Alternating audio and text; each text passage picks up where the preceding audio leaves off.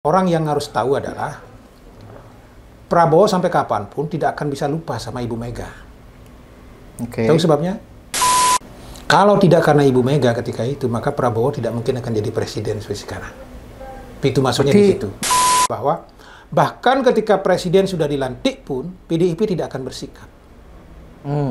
Orang kan mengatakan nanti setelah dilantik presiden baru PDIP bersikap. No, tidak akan. Dugaan saya, karena hubungannya antara Megawati dengan Prabowo yang sangat bagus ini dan Prabowo yang bagus ini, dugaan saya... Berarti kan bagaimana konstelasi di daerah itu? Gitu kan. Ada 3 nama dikirim. No? Oleh Kim? Ya, ke Prabowo Subianto. Berarti yang pertama kemungkinan Pak Mulyawan, toh? Pak Dekajah. Kemungkinan kedua Pak Raimandre. Nah, yang ketiga siapa? Nah, ini. Saya curiga itu yang dikirim adalah Giri Praste. Giri Praste. Oke. Kunci pertarungan Pilgub Bali itu ada di tangan seorang B. Hampir semua bansos yang dikeluarkan oleh eksekutif, mau DPRD provinsi, itu punya potensi hukum sangat besar. Kita tahu persis. Bansos-bansosnya Giri Praste itu ada sangat punya potensi. Potensinya gimana itu?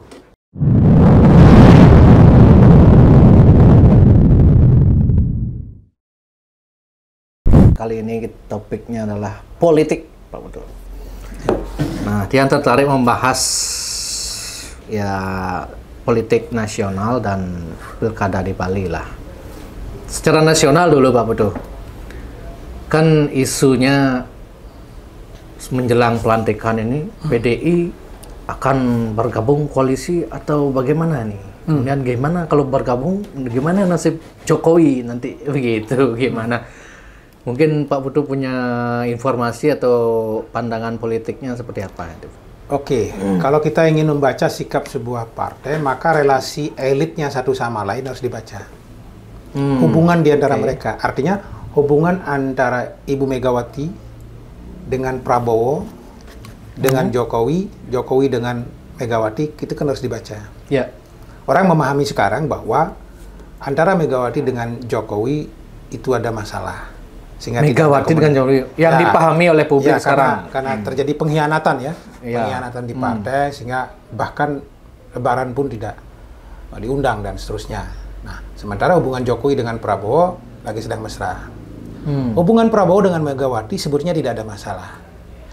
Ini pertama dulu untuk menjelaskan tidak ada masalahnya di mana. Orang yang harus tahu adalah Prabowo sampai kapanpun tidak akan bisa lupa sama Ibu Mega. Tahu sebabnya? Karena ketika Ibu Mega jadi presiden lah, Prabowo ketika itu terbuang di luar negeri, beliaulah yang kemudian meminta untuk kembali dan memberikan jaminan keamanan segala macam untuk kembali ke Indonesia. Kalau tidak karena Ibu Mega ketika itu, maka Prabowo tidak mungkin akan jadi presiden seperti sekarang. Itu maksudnya di situ. Berarti Prabowo punya utang psikologis itu ya? Ya, di dalam pikirannya. Itu pasti tidak akan dilupakan sama beliau. Dan sampai kapanpun, sesulit apapun situasinya antara PDIP dan Gerindra, Prabowo akan terbebani dengan beban itu. Nah, itu juga yang menjadi pintu masuk bagi seorang Ibu Megawati untuk kemudian melakukan komunikasi politik dengan Prabowo lebih bagus. Karena situasinya seperti itu penjelasannya. Kenapa sampai hari ini PDI Perjuangan di bawah Ibu Megawati Soekarno Putri tidak menyampaikan sikap politiknya, apakah ada di dalam pemerintahan atau di luar pemerintahan. Apa menjadi partai koalisi atau menjadi oposisi? Tidak. Yang dengar sepintas katanya oposisi udah pasti gitu. Tidak. Enggak ya? Dengan hubungan itu tidak mungkin dong. Nah, sekarang kepentingannya PDIP dengan Megawati apa? Publik juga sudah tahu. Saya mau bergabung dengan Prabowo asal tidak ada Jokowi di situ. Gitu kan? Itu kan persoalannya. Maka ini yang lagi ditunggu. Masih ingat nggak salah satu pidatonya Bu Mega ketika Rakernas kemarin? Enak aja, jangan dong kita main-mainin aja dulu. Jadi maksudnya tidak menyampaikan sikap dulu dong. Kita mainin dulu gitu ya. Saya ingin mengatakan begini, dengan prediksi saya adalah bahwa bahkan ketika presiden sudah dilantik pun PDIP tidak akan bersikap. Orang kan mengatakan nanti setelah dilantik presiden baru PDIP bersikap. No, tidak akan.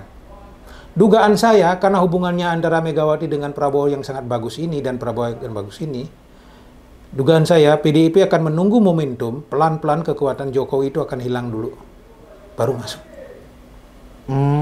Tapi kan ada Gibran di wakil. Oh, tidak soal. Tapi kan presiden yang pegang kunci ketika kita bicara soal koalisi toh. Keputusan-keputusan politiknya kan di tangan presiden. Artinya PDIP membaca bahwa potensi terjadinya pecah kongsi antara Prabowo dan Jokowi menjadi sangat besar. Kalau kemudian bacaan itu terjadi di PDIP, saya juga membaca suasananya begitu. Salah satu indikatornya adalah tim transisi yang sering berkomunikasi dengan Menteri Keuangan itu kan timnya Pak Jiwandono, Pak Hasim, dan kawan-kawan. Jadi dalam konteks membaca relasi hubungan antara Prabowo dengan Jokowi, Jokowi dengan Prabowo boleh berteman, teman baik berutang budi, tapi begitu Prabowo sebagai presiden, dia kan punya ring satu yang akan memberikan advice pada dirinya. Pertanyaannya, ring satu ini seperti Hasim, seperti yang lain-lain, apakah ada beban dengan Jokowi? Tidak. Nah, artinya apa? Punya potensi setelah pelantikan, jangan-jangan dalam waktu 6 bulan, maka akan terjadi jarak yang cukup lebar antara posisi politik hubungan antara Prabowo dan Jokowi. Pada posisi itulah PDIP mungkin baru akan masuk. Karena dinamis kan politik karena itu dinamis politik itu. Nah, kenapa? Tidak mungkin Gerindra dan Prabowo akan menolak dengan utang budi seperti tadi itu. Apalagi ada perjanjian batu tulis juga kan, sudah sempat dimakan, nanti Prabowo juga akan naik. Artinya sebutnya chemistry antara Prabowo dengan Megawati itu bagus sekali lah itu. Cuman karena kejadian terakhir ketika terjadi pengkhianatan oleh Jokowi itu yang kemudian... Tapi kalau berdasarkan apa yang Pak Putu sampaikan utang budi itu, harusnya dari dulu dong Prabowo tidak mau melawan PDI dalam konteks Pilpres kemarin ini? Tidak dong, konteksnya adalah Prabowo kan ingin menang. Jadi semua kekuatan kan harus dirangkul. Siapa tahu nanti kan pikiran baiknya Prabowo adalah siapa tahu nanti setelah dia menang bisa dirujukkan indera Jokowi dengan Megawati misalnya segala macam. Tapi tujuan pertama tercapai dulu biar menang dulu toh. Jadi dia punya step Prabowo misalnya, artinya ya udah step pertama saya fokuskan nanti bisa dikonsolidasi lagi. Kalau nanti dia lakukan itu tidak ngajak Jokowi mungkin kalah kan sama juga. Oke. Ada plan A, plan B-nya berarti nih. Ada kemungkinan berarti mereka Jokowi dan Prabowo ini bercerai lagi, kemudian Prabowo dengan Megawati kemudian bercerai lagi. Total sih tidak, cuma kekuatannya tidak bisa terlalu sentral lagi mempengaruhi Prabowo gitu. Nanti itu akan terbaca ketika ketok palu misalnya APBN tahun 2025 ini. Berapa plafon anggaran untuk IKN itu kan akan terbaca di situ. Sekarang sudah terketok. Konkretnya lewat sana lah ya. Lewat sana. Misalnya sekarang 71 triliun untuk misalnya makan siang gratis itu sudah. Jadi di IKN akan kelihatan. Akan muncul mulai masalah. Ternyata dalam tanda kutip misalnya percepatan soal pembangunan IKN tidak menjadi prioritas seorang Prabowo Subianto begitu misalnya. Nah, bisa saja karena beliau punya beban program yang cukup besar loh, dengan anggaran yang cukup besar. Itu tetap dijalankan, tetapi menjadi skala prioritas yang tersier begitu misalnya, tidak sekencang. Bisa saja Jokowi mulai uring-uringan misalnya kan. Nah, ada mulai jarak-jarak tertentu dan seterusnya. Gitu. Oke, berarti akan masih dinamis ya? Sangat dinamis. Maka estimasi saya sampai pelantikan presiden pun PDIP tetap akan mengambang seperti sekarang. Itu dong yang narasi-narasi yang saya dengar dari tokoh PDIP kan oposisi tapi tidak penuh. Nah gimana ini lagi gitu, oposisi tapi tidak penuh gitu. Karena di Indonesia tidak mengenal katanya istilah oposisi gitu. Jadi partai di luar pemerintahan gitu katanya kan ya. Ya itu kan cuma istilah saja, prakteknya kan sama saja kan. Nah kemudian atas masalah ketiga tokoh ini berarti kan bagaimana konstelasi di daerah itu? Kemarin waktu kita podcast kemarin Pak Putu mengatakan calon yang potensi kuat di Bali ini Raimandra Jelantik gitu. Jelantik di luar PDIP. Di luar PDIP. Nah, Moklo Jelantik sempat podcast di sini toh. Sudah sempat menegaskan bahwa Moklo tegas memilih DPD gitu. Berarti kan enggak. Pak Raimandra nih gimana nih? Sekarang pertanyaan saya. Raimandra di awal-awal sempat bergerak toh? Oh di awal-awal. Saya nanya sama Erwin, sempat bergerak atau misalnya ke kampus kemana? Sempat. Nah sekarang Anda lihat ada pergerakan beliau? Sepertinya tidak. Sepertinya Isunya tidak. sih tidak dikasih oleh keluarganya. Isunya entah benar apa enggak itu kan. Ya. Saya juga dalam posisi yang sama membaca perilaku politik itu. Kalau di awal-awal saya melihat Pak Raimandre mungkin berminat gitu ya. Tapi sekarang kecenderungannya seperti akan tetap di DPD gitu. Posisi hari ini. Artinya Kim belum clear. Ada yang menarik. Meskipun sudah ada deklarasi mantra mulia gitu ya. Ada yang menarik. Pejabat Kim sendiri bilang, salah satunya kalau nggak salah Pak Digajah, Pak Demar, apa Sugawu Kori gitu kan. Ada 3 nama dikirim. Oleh Kim? Ya, ke Prabowo Subianto. Berarti yang pertama kemungkinan Pak Mulyawan toh. Pak Digajah. Kemungkinan kedua Pak Raimandre. Nah, yang ketiga siapa? Nah, ini. Saya curiga itu yang dikirim adalah Giri Praste. Giri Praste. Waduh. Ya, ini yang akan menarik. Tapi ini bisa jadi bisa kan? jadi. Dalam politik kan, apapun terjadi. Apapun bisa terjadi kan? Jangan lupa dulu H-3 Mangku Pasti ke Hengkang langsung ke Demokrat, maju lewat Demokrat. H-3 ya dulu ya? Iya, sebelum pendaftaran calon selesai toh. Nah, ini situasinya akan terjadi. Makanya dulu saya mengatakan kan, kapan proses pendaftaran calon? Oh, tanggal 27 sampai 29 Agustus. Saya dulu mengatakan, bahkan sampai awal Agustus pun rekomendasi untuk Bali tidak akan keluar. Hari ini saya ingin mengatakan, kemungkinan besar yang akan keluar itu tanggal 28 Agustus. Pendaftarannya sampai akhir Agustus. 27 sampai 29 Agustus. 27 sampai 29 Agustus pendaftaran. Maka estimasi saya, rekomendasi dari Jakarta itu akan keluar tanggal 28 agar besok langsung mendaftar. PDI gayanya emang mepet-mepet begitu ya? Ya, tadi saya katakan kan mengunci 2 tokoh ini, Koster sama Giri. Kata tokoh PDI sih untuk membaca lawan dulu. Siapa lawannya? Karena bagi saya, kalau saya mega gitu ya, saya pasti lakukan itu. Pasti ya. Karena 2 ini kader potensial, baik Giri maupun Koster. Kalau nanti kita munculkan Koster lebih awal gitu misalnya dapat rekom, jangan-jangan Giri akan nyebrang diambil yang lain gitu ya. Kan repot nanti. Gitu kan? Betul. Kalau kita kasih Giri di awal, jangan-jangan Koster akan diambil yang lain kan? Tapi dengan pergerakan Pak Giri Prasto di media sosialnya itu, sepertinya beliau sangat menegaskan bahwa dia tidak akan mengkhianati PDI gitu. Oh iya, tidak akan mengkhianati PDI, benar. Bisa. Tapi politik semuanya bisa terjadi. Mungkin dia tidak berkhianat. Tapi bolehlah kalau tiba-tiba PDI menjodohkan in silent gitu misalnya kadernya ke tempat lain, sangat mungkin terjadi itu. PDI sendiri yang menyodorkan? Mungkin tidak partai secara langsung, tapi elit-elitnya misalnya, sangat mungkin di beberapa daerah di pilkada yang saya ketahui, itu kan ada calon dari satu partai masuk di situ, itu bagian dari skenario juga. Terutama misalnya ketika satu calon sangat kuat daripada berhadapan dengan kota kosong, sudah ada kader kita munculin aja di situ. Masuk. Ya itu aktornya orang partai yang sama juga. Calon boneka istilahnya. Misalnya itu dalam kasus tertentu. Tapi yang mau saya katakan dalam kasus ini yang sekarang sedang menguat itu kan Koster Giri. Fakta yang kedua adalah di berbagai survei Pak Giri sangat tinggi benar surveinya. Ya, saya sudah membaca beberapa survei. Relatif Pak Koster dikalahkan. Ini kan yang membuat gelisah DPP, toh.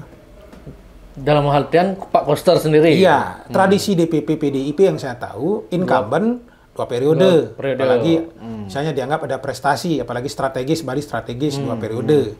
Maka logikanya sekarang kalau bicara dengan posisinya Pak Coace yang relatif dekat kubu Puri Ubud itu dengan Bu Mega, maka logikanya Koster Aceh. Ya. Ya, saya agak ngerti lah bagaimana relasi politik Megawati dengan Coace misalnya. Masih ingat tidak? Coace dulu kan jadi bupati di Gianyar cuma 1 kali toh. Coace? Oh ya, Gianyar satu kali. Sebelum kemudian Agung Gede Agung menjadi bupati yang kedua. Apa artinya? Konon ketika itu Bu Mega yang minta, tolong 1 kali saja Pak Coace, kasihan Agung Gede Agung. Coace bersedia. Bersedia. Nah waktu itu kemudian Pak Coace kan mau ditawarkan sama Puspo Yoga untuk jadi wakilnya Puspo Yoga mengalami Mangku Pastike. Sayang Jungnya tidak bersedia, kemudian dikasihlah Sukrawan di Pinang agar mewakili Utara. Itu yang informasi yang saya dapat. Nah, Makanya kemarin kenapa Koster ke Coace. Jadi Ibu Mega mungkin ingin membayar hutangnya kemarin yang bupati itu bupati masuk. Itu ya. Nah, sekarang 2 kali, apalagi chemistry politik Purwibun kan dekat banget dengan Bu Mega. Betul. Sehingga sebetulnya potensi Koster Coace di kubu sakunya Bu Mega memang sangat kuat gitu ya. Ini opsi yang pertama. Tetapi begitu lingkaran Bu Mega memberi gambaran dengan fakta-fakta survei, mungkin jalan tengahnya akan terjadi seperti yang dilakukan oleh Badung. Apa itu? Koster Giri akhirnya. Itu jalan tengahnya gitu. Punya sehingga tidak masuk. Maka di level DPP, dugaan saya dengan situasi kekuatan Giri yang luar biasa ini dan kekuatan Koster yang juga luar biasa ini, pasti akan dikunci keduanya oleh DPP agar tidak membelot. Ya. Maka yang paling cakep itu PDI akan mengeluarkan rekom tanggal 28 Agustus. Khusus untuk Pilgub, yang lain-lain mungkin bisa cepat. Kededana keluar rekomnya lebih cepat, misalnya di Jemberana siapa lebih cepat. Tapi untuk provinsi, untuk Pilgub, maka tanggal 28 kemungkinan pasti akan dikeluarkan. Agar ketika Koster keluar, Giri tidak melompat ke tempat lain. Agar ketika Giri dikeluarkan, Koster tidak melompat ke tempat lain. Gitu. Nah sekarang pertanyaannya siapa di Kim dong? Nah sebelum itu isunya kalau yang Pak Putu dapat lebih dominan Pak Koster akan dapat rekomendasi atau Pak Giri Prasto di dengan PDI? tradisi PDI yang ada seperti sekarang, memang seharusnya seperti yang saya katakan tadi, Koster Aceh kembali. Kita bicara fatsun politiknya PDIP ya. Nah, memang Koster Aceh kembali. Informasi di lapangan lah yang Pak Putu dengar-dengar itu siapa yang katanya dapat? Ini dulu, fatsunnya dulu. Tapi kalau posisi politik ini hari, kecuali di beberapa bupati yang saya dapat tangkap informasinya, sudah agak clear gitu ya. Tapi begitu bicara Pilgub, masih diskusinya masih alot gitu. Masih alot. Tetapi salah satu tokoh PDI, saya tidak sebut namanya, sempat menyatakan di Bali bahwa DPP Prananda konon sudah clear dengan posisi Koster Giri. Nah pertanyaannya kemudian apakah Giri nyaman dengan posisi ini? Kalau beliau misalnya tidak nyaman dengan posisi ini dan berminat jadi gubernur, bisa saja melompat ke partai yang lain. Ketika faktanya hari ini Pak Raimandri tidak ada pergerakan, dipinang sama kubu Kim. Jangan lupa, ada faktor kekuasaan tidak di tangan PDIP yang jadi persoalan ini hari. Nah itu betul. Dia. Presiden bukan PDI kan? Itu dia. Kita fatsun kita ini hari, udahlah kita nggak usah bohong. Bagaimana kemudian hukum itu sering jadi alat politik toh? Betul. Masih ingat ketika kemudian Khofifah tidak pernah menyatakan sikap segala macam, tiba-tiba aparat penegak hukum nyari dia kan? KPK. Lalu tiba-tiba dia menyatakan sikap ke Prabowo, selesai itu barang. Nggak pernah lagi ya ada yang datang ke sana. Juga kita mendengar isu, Pak Koster kan sempat dipanggil itu. Diperiksa Mabes. Sama Kapolda, Mas Mayastra juga segala macam. Dan Koster punya potensi seperti itu. Giri, saya tanya Anda deh, punya potensi apa tidak? Punya juga. Sudah, Anda jawab sendiri itu. Artinya apa? Punya potensi kalau mau mendapat perlindungan hukum? Kan lebih nyaman Giri nempel ke Prabowo ini hari. Menurut Pak Putu, gerakan Pak Giri Prasto yang sebesar ini menjelang... Kalau di level basis massa... Yang bentar dulu, yang seperti sekarang memuibah kemana-mana ini, apa nggak tujuan untuk jadi Bali 1? Masa jadi Bali 2? Exactly, jadi Bali 1. Nah ini, sementara Koster tetap mentegas, Pak Giri nggak mungkin berkhianat. Makanya bingung juga. Tidak perlu bingung. Bacaannya jelas. Arahnya Pak Giri mau Bali 1. Oke. Nah, kita coba baca ini satu-satu. Daripada saya Giri dulu, Giri. Hibah-hibahnya nih. Bali 1 toh.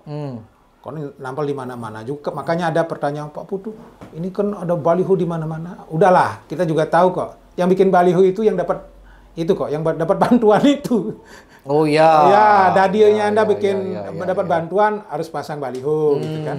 Wajar di mana-mana setiap sudut karena setiap banjar baliho. Giri gitu. Dan artinya kita harus akui untuk tokoh sekelas Giri Prasto dia hebat ini hari. Luar biasa. Membuminya luar biasa. Dan dia dikenal sebagai Bupati Bares karena kemudian anggarannya besar. Saya tidak tahu anggaran APBD Badung tembus di angka 9 triliun kalau nggak salah sekarang. Buset.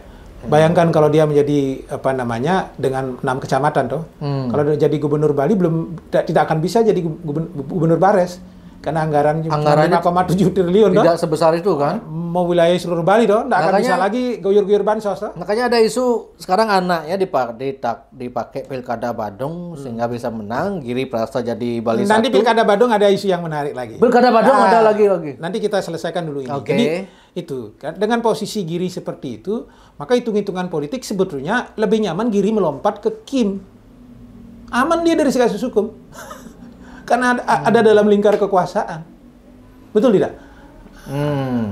Jadi diproteksi sama kekuasaan 5 tahun ke depan. Kalau ini bukankah itu justru sama juga, misalnya nanti tokoh PDI yang akan mengungkap gimana gininya gitu. Iya diungkap, tapi kalau nggak disidik? Ngomong apa? Iya. Yang punya kewenangan kan Bos, ini hari tidak hanya urusannya bansos si A, si B, hampir semua bansos yang dikeluarkan oleh eksekutif, DPRD provinsi, itu punya potensi hukum sangat besar. Kita tahu persis. Bansosnya Giri Prasto itu ada sangat punya potensi. Potensinya gimana itu? Saya tidak mengatakan di Giri Prasto saja. Iya. Ketika saya mengatakan dana hibah, ya, ketika bicara dana hibah apapun termasuk yang dipegang oleh provinsi, kabupaten segala macam, polanya apa? Gimana polanya Pak? Oke, kirim ke desa adat ini. Mana rekeningnya? Oke? Oke, you dapat bantuan berapa? 2 miliar. Transfer. Seret 2 miliar. 2 miliar transfer. Nah, terus rekening keuangannya kan 2 miliar. Ya. Ini kan dipertanggungjawabkan. Nanti di belakang layar, cashback-nya balikin dong 400 juta. Itu tentu itu terjadi. Kesepakatannya di bawah. Sebelum transfer. Tapi yang dipertanggungjawabkan kan 2 miliar. Ya, tapi yang diterima kan dikurangi 400 juta jadi 1,6. Yang 400 juta ini siapa yang terima? Yang ngasih. Yang menjembatani. Saya anggota DPRD. Oke. Saya siapa gitu yang ngasih bansos, ngasih hibah. Saya minta. Enak aja lu dapat gratis. Ini duit kita yang dapat dong. Gitu. Itu real terjadi di lapangan. Jadi. Berapa persen paling banyak di rata-rata lah bro? Semua hampir 95% melakukan itu saya kira. 95 enggak potongannya maksudnya itu bervariasi. Kadang ada yang gemes-gemes bisa seperti 30. Kadang ada yang kasihan-kasihan sampai 50% Pak Putu. Cashback. Itu baru cashback-nya kepada sang pengirim ya. Ada lagi yang lain ini menarik yang juga ikut motong. Apa? Desa adat. Saya anggota DPR atau orang yang bupati atau apa yang berikan bansos, Anda nggak kenal sama saya, tapi ada yang menghubungkan si A, orang partai itu misalnya. Orang partai itu, Win, Bendesa, di bansos. Nah, asal bangun, kini tenang, ya tulungin, nyaman man bansos, bang regala 10% nah. Ragu nih ngubung wa eja, ane kan kemang, nah aman den, dipotong di sini 20%, dikasih dia 10%. Itu terjadi. Oke. Itu terjadi. Itu terjadi, berani saya katakan itu. Dan memang real itu terjadi itu ya. Belum lagi misalnya biaya administrasinya lagi tambahan. Kalau dia di DPRD kan ada orang yang ngurus nih. Ya. Aparat birokrasinya. Kalau bansosnya 60 juta, 50 juta, jangan diambil semua, kasih 5 juta ini untuk biaya administrasi segala macam. Keluar dari Badung, keluar dari DPRD provinsi.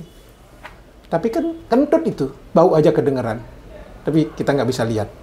Tapi itu fakta bisa itu di permasalahan hukum nggak yang gitu-gitu? Itulah makanya dia kan rapi. Gimana caranya? Nanti kali pertanggungjawabannya kan 2 miliar. Ya, ini 2 miliar kan? Ya, itu rapi. Kecuali kemudian pengakuannya secara serentak terjadi di banyak tempat dan ada yang ngerekam, habis itu misalnya.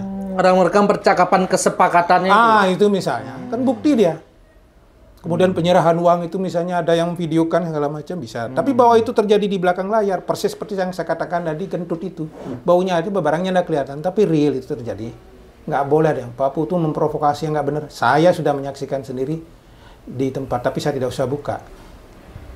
Ada 1-2 kasus yang sudah dengan mata kepala sendiri saya saksikan itu. Nah ini case. Ini kalau dibiarkan kan kasihan juga duit negara di begini. Makanya itu saya bilang kan marahnya KPK memang nggak tahu sih. Bahasa saya begini, itu dia jadi otoritas di legislatif, di eksekutif itu memangnya itu duit nenek moyang mempunyai itu. Ada nggak sebuah sistem yang membatasi kecurangan seperti itu? Bisa disebut kecurangan atau maling atau gimana itu ya? Kecuali kalau kemudian institusinya itu yang nggak bisa juga ya. Sulit ya. Bahkan pada level BLT pun. Karena yang menerima itu mau ya, Bahkan pada level BLT pun kadang-kadang kepala desa itu kan bisa minta cuk-cuk juga pada warganya yang dia kasih. Toh? Enggak, pertanyaannya Pak Putu, kenapa mereka yang menerima ini mau ngasih? Jadi kasih duit gratis, siapa enggak mau? Enggak, maksudnya kenapa saya mau ngasih bantuan nih? Oke, saya cairkan ke sini, tapi cashback-nya sekian persennya. Kenapa dia mau cashback-nya sekian persen itu? Oh, kalau dia nggak mau kan udah dapat duit, padahal ini dapat duit dicairkan, besar. saya kasih ke tempat lain kalau kamu nggak mau kasih. Ya, daripada nggak dapat. Oh gitu, ya. Bung, Anda punya Dadia tuh. Dadia nih, lagi sedang bongkar merajan. Ya. Tiba-tiba dapat dana 800 juta. Sing demen sing. Demen. Tapi orang yang nekan, orang yang transfer 1,2 miliar, napin gen walaupun mana 800. Siapa nggak senang itu? Dibegitukanlah uang APBD kita yang nakal itu dibegitukanlah. Padahal itu uang negara yang diambil dari pajak rakyat segala macam. Makanya sedihnya kita di situ. Kenapa itu tidak digunakan untuk program strategis penanganan sampah, kemacetan, PDAM yang air bersih yang kurang bagus itu. Makanya kalau hari ini bicara pilgub segala macam, kita sibuknya ributnya masyarakat Bali kan, ya ini cocok ada di gubernurnya, yang cocok ada di bupati. Salah besar itu. Jangan ngomong orang. Tanya. Beresin macet di sekitar Canggu dan seterusnya, calon bupati Badung, gimana caranya? Beresin sampah yang ada di Badung dan kemacetan di Kuta, gimana caranya? Tanya itu. Kalau dia nggak punya solusi itu, Anda tetap akan melarat punya bupati di Badung misalnya, ke depan ya tetap hanya menghambur-hamburkan uang rakyat saja gitu. Itu persoalan yang nggak, dengan semua tahu, saya kira sudah sering sekali diungkap teknis pencairan bansos ini Pak Putu. Kenapa tetap dibiarkan, tidak ada tindakan atau apa-apa? Karena oke lah membuktikan itu sulit, tapi apakah terus akan begini sistemnya gitu loh? Kan kasihan juga kan? Makanya sistem itu yang kemudian harus kita ubah toh. Ketika proses pemberian bantuan itu yang kita harus ubah. Misalnya yang bisa dilakukan adalah apa? Bukan pemberian dana gelontoran. Bisa dalam bentuk proyek misalnya. Toh? Sehingga ketika bicara proyek ada proses tender yang berlangsung dan melibatkan banyak orang. Kalau ia melibatkan banyak orang, banyak proses, maka dia tidak bisa main-main. Jadi kalau sekarang ini kan bantuan-bantuan gelontoran yang dikasih. Gelontoran ya. Ya. Bantuan gelontoran itulah yang kemudian jadi gampang dipermainkan gitu kan. Nah, tapi kalau misalnya saya perlu ini sudah speknya seperti apa, mau rehab Balai Banjarnya begini sudah bikinkan dia proyek di APBD perbaikan Balai Banjar, ada proses tender lelang, dia tidak terima uang cash gitu. Masyarakat di bawah yang paling miris tuh ada yang cashback sampai 50% Mbak. Saya juga dengar itu. Dengar. Makanya gila. Makanya orang-orang yang memberikan hibah itu dengan jumlah-jumlah besar, kalau rata-rata dapat 20% aja, berapa duitnya itu banyak. Itu kan, dan uang kita dibagi gitu kan, dan rakyat nyaman-nyaman saja gitu, padahal uang mereka itu. Iya kan, yang penting mereka dapat, yang penting yang dapat. Itu dah cara berpikir masyarakat, itulah yang kita mau bongkar. Dan aman gitu. Kita semua membiarkan mereka jadi pemimpin, jadi bupati, jadi gubernur, enak-enak saja menghamburkan uang kita. Emang uang nenek moyangmu itu? Kan tidak. Katakanlah kalau di Badung, kalau di provinsi, itu kan uang kita. Kalau di provinsi karena kita bayar pajak kendaraan bermotor segala macam dikumpulin jadi uang kita yang kemudian jadi digelontorkan ke APBD. Di Badung juga begitu. Itu uang pajak hotel, restoran yang kita datang ke restoran makan, kemana misalnya di sekitar sana, itu jadi bukan uang mereka itu uang kita sendiri itu. Ya. Yang harusnya digunakan sebesar-besarnya untuk kepentingan masyarakat. Nah, lalu masyarakat dikasih kembali dalam bentuk uang cash itu dipotong-potong, itu kan dia yang korup itu makan sendiri. Betul. Uangnya misalnya. Nah, ini yang apa namanya? Makanya saya tidak tertarik sebenarnya ketika berbicara jujur saja soal ini menang, ini cocok jadi gubernur, enggak. Pertanyaan sederhananya gitulah. Ini sampah yang menggunung di Serangan itu siapa yang mau beresin itu gitu. Konkretnya Pak Putu siapa sih tokoh yang menurut Pak Putu paling baik dari antara yang belum ideal di Bali ada sekarang ini, yang bisa secara hukum ataupun secara politis atau secara administrasi dia paling tepat untuk Bali sekarang? Saya belum punya. Belum punya. Kalau Anda sama tanya, juga makanya saya bingung. Ya, kalau ada yang bisa memberikan jawaban, dia bisa menyelesaikan kasus sampah, kasus kemacetan, kemudian kasus ketersediaan air yang ada di Bali. Coba itu saja dulu. Dia punya konsep yang sangat strategis soal itu dan bisa dieksekusi dengan baik. Dia bengai program aneh bas. Dia bengai seram-seram deh. Telu kan Pragata. Ya, itu udah ya, makanya. Selesai. Siapa orangnya itu? Saya belum lihat. Kita kan baru euforia pada person. Oh, kita pilih Giribras itu kenapa? Karena Bares. Bupati Bares. Kita pilih Pak Koster kenapa? Karena PDI Perjuangan, ketua DPD gitu misalnya. Karena bisa cari anggaran. Gitu misalnya. Karena bisa membangun pusake gitu, dan seterusnya. Ini. Nah, itu kan termasuk ketika bicara soal Pak Ira Mantra juga belum konkret apa visinya dia. Nah, makanya sebetulnya yang paling elok adalah bagaimana membuka pikiran mereka, gagasan mereka seperti apa. Sehingga bisa dilahirkan. Tapi sama saja juga ketika bicara soal itu, lalu tiba-tiba partainya juga akan berbicara soal Pak yang penting menang. Nah, ini. Itu kan persoalannya kenapa Gibran jadi wakil presiden. Betul. Padahal orang lebih hebat dari menang. Gibran. Kalau pikiran yang penting menang pasti Giri kan dipikir. Nah itu kan? Akhirnya kita berdemokrasi adalah tidak pada posisi demokrasi substantif untuk menyelesaikan persoalan. Demokrasi elektoral yang penting menang. Betul. Nah setelah dia menang kemudian kita tetap begini-begini 5 tahun, nikmatilah itu. Kita jangan juga mengeluh. Woi kenapa macet, kenapa gas langka? Loh, kalian juga yang bodoh kemarin jadi pemilih toh? Gitu. Marah-marah sekarang sama pemerintah gas langka gitu. Ini bukan curhatan caleg gagal ini. Nah, nikmati sudah penderitaanmu nak. Nah, artinya kan itu apa? Betul. Diskusi kita hari ini terjebak pada persoalan apa yang disebut dengan demokrasi elektoral, bukan demokrasi substansial. Nah, makanya kalau kemudian mau dikuliti, saya malah pengen lebih konkret lagi gitu misalnya. Ketika debat itu, APBN Provinsi Bali ada berapa? Anggaplah 6 triliun itu misalnya. Itu program tahun pertama, tahun kedua itu untuk sampah berapa anggaran yang mau diberikan? Berapa puluh miliar? Bagaimana konsepnya? Suruh dia belajar ke Singapura gitu misalnya. Saya mau eksekusi ini dengan alat ini. Suruh dia kalau nggak salah ada di Boyolali itu. Eksekusi dengan begini. Itu jelas itu. Bisa kok menyelesaikan sampah dan bisa kita ini kalau kita mau serius nangani itu. Nah, contoh yang sudah serius yang saya lihat kemarin saya baca berita. Misalnya Pak Wali Kota, Pak Jaya Negara gitu ya. Kita kan tahu ada persoalan kemacetan di Sanur gara-gara itu Pelabuhan Sanur itu Saya lihat beliau menghadap Pak Menteri Perhubungan. Nah, mungkin dalam bahasa sederhananya mau minta proyek sama Menteri Perhubungan untuk mengatasi kemacetan itu, siapa tahu ada proyek underpass. Bawa seorang Jaya Negara ketemu Menteri Perhubungan karena merespon ada kemacetan di situ, kita kan acung jempol hal-hal seperti itu. Ini yang kita mau. Nah, ketika dia misalnya berbicara soal sampah seperti apa, ya mudah-mudahan Pak Jaya Negara juga sudah sampai ke sana memikirkan. Tapi satu langkah soal Pelabuhan Sanur itu saya apresiasi betul itu, satu langkah itu misalnya. Sudah mulai bisa dieksekusi. Ya termasuk hari ini entah entah atas persetujuan Koster juga atau tidak. Sekarang kan SMA Bali Mandara sudah mulai diinjeksi lagi di normalkan. Nah, kalau itu misalnya juga bagian dari eksekusinya Pak Koster, dia juga memberikan sign pada PJ Gubernur, tidak masalah segala macam. Kita juga ingin memuji Pak Koster, sudah sadarlah gitu kira-kira ya. Sudah mulai tahu bahwa ini yang keliru segala macam. Nggak masalah, pemimpin salah itu biasa. Biasa kan. Tapi pemimpin yang kemudian salah itu tidak mengakui kesalahan, tidak mengubah, itu yang luar biasa. Gitu. Nah sekarang Pak Koster kan sudah sadar juga. Bagi bola kemana-mana kan. Kalau mau...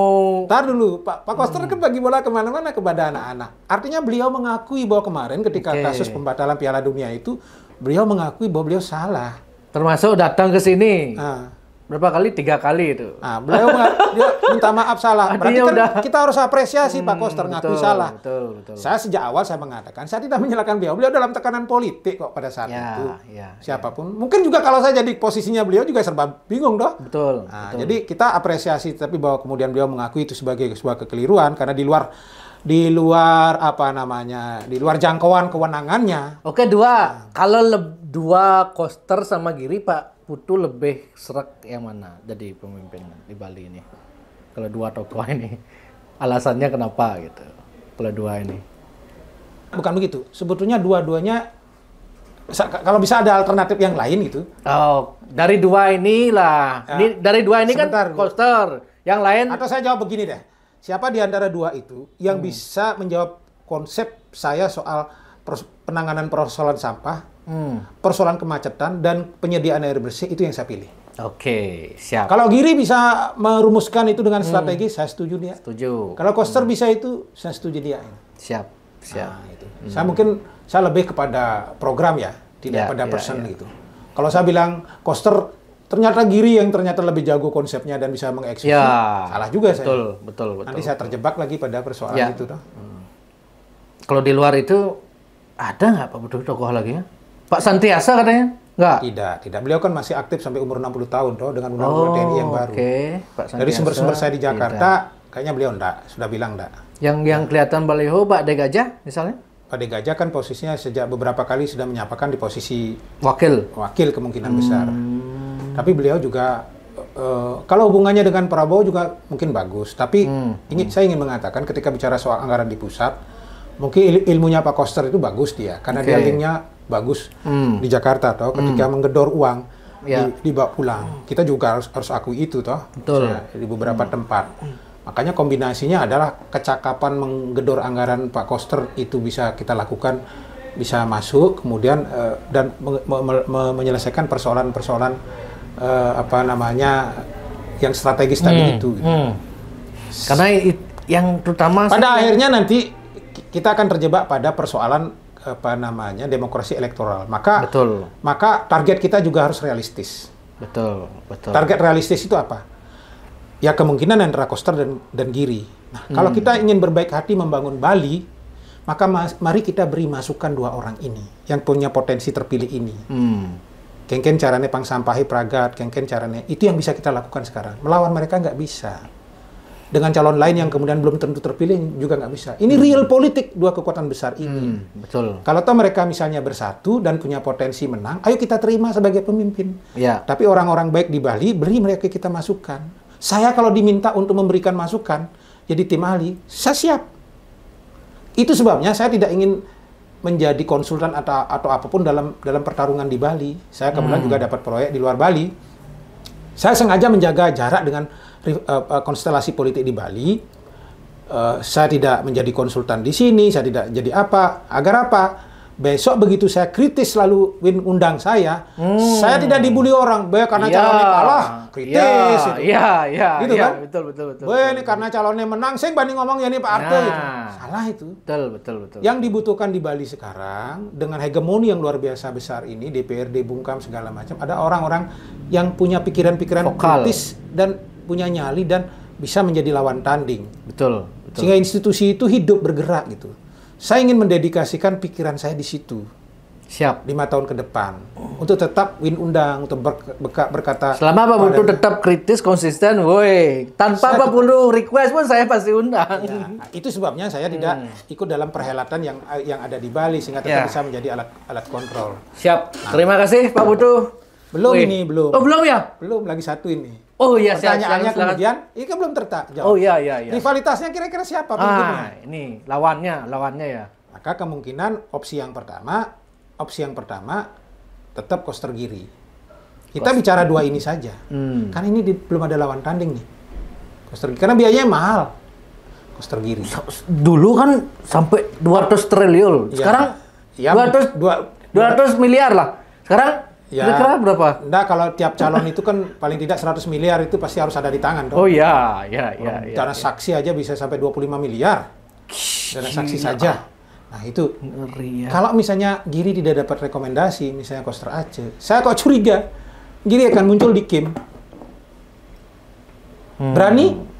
Duh. Tapi karena Pak Putu Hamin satu katanya. Iya, makanya kan ini kan saling intip ini. Oh ya, kalau Hamin satu ini saya langsung loncat gitu ya? Bisa saja begitu. Makanya kan sekarang kan jawabannya ada pada keteguhan dan militansi dan kesetiaan seorang Giri Prastu di PDI Perjuangan. Kalau ia bisa membuktikan itu dengan bebas, betapapun hancur leburnya misalnya calon gubernurnya gitu misalnya. Contoh sederhana, orang mengatakan Koster Aceh akan kalah siapapun yang lawannya gitu misalnya. Terus Karena Giri- ada tagline asal bukan koster itu di media sosial. Apa tuh? Bisa, Gimana? tapi jangan lupa, orang boleh berpikir begitu. Tapi kemarin ketika kejadian Mangku Pastike sama Puspa Yoga, kenapa kalah Mangku Pastike? Siapa yang bilang tidak hebat? 900 miliar ya. 900 juta. 900 suara kan. 969, sampai angkanya saya ingat itu. 69 suara. Selisihnya. Siapa yang tidak bilang Mangku Pastike hebat? Hebat, betul nggak? Periode pertama, semua programnya pro rakyat. Kenapa hampir kalah? Karena mesin PDI Perjuangan ini kuat. Kuat, betul. Nyengkram di mana-mana.